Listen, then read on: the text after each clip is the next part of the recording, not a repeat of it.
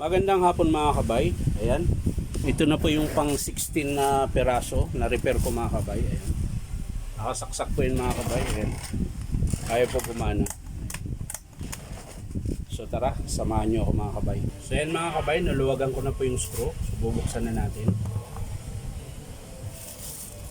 Siyempre, diretso tayo kagad dito mga kabay sa cord. Dahil dito lagi napapatid. Ayan. Tapos, luluwagan natin yung screw sa terminal.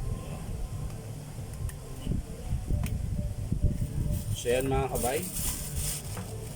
Tingnan natin. Yun, putol mga kabay. Yan, yung isa lang ang putol.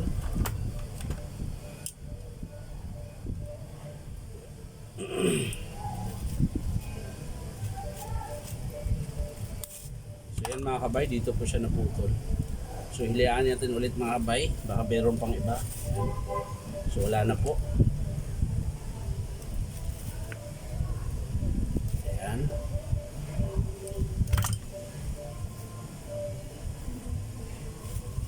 So yan mga kabay, nakabit ko na. I-testing na lang natin mga kabay kung gagana.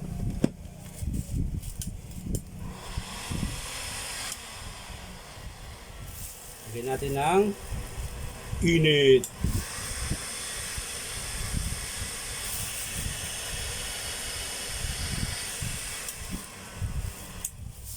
So yan mga kabay, wiring lang din ang sira.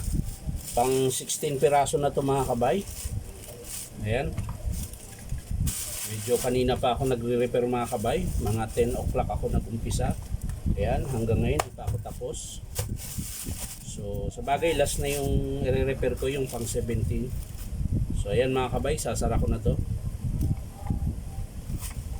Dito kasi ako natatagalan sa screw mga kabay. Kasi mano-mano. Ayan, 1, 2, 3, 4, 5, 6, 6 lagi yung screw. Sa 17 units mga kabay. 6 na tigsi 17 unit mga kabay. Yun yung bubuksan ko, tsaka isasara. Di ba? Hindi pa sasakit yung daliri nyo doon. Ayan.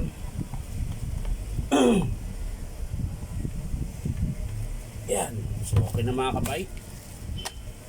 Natin. Saksak natin ulit mga kabay. Lagyan natin ng init. Ayan.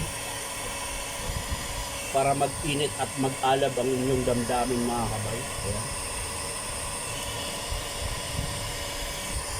So yan mga kabay, maraming salamat sa panonood at pa-like and share na rin po. Bye bye.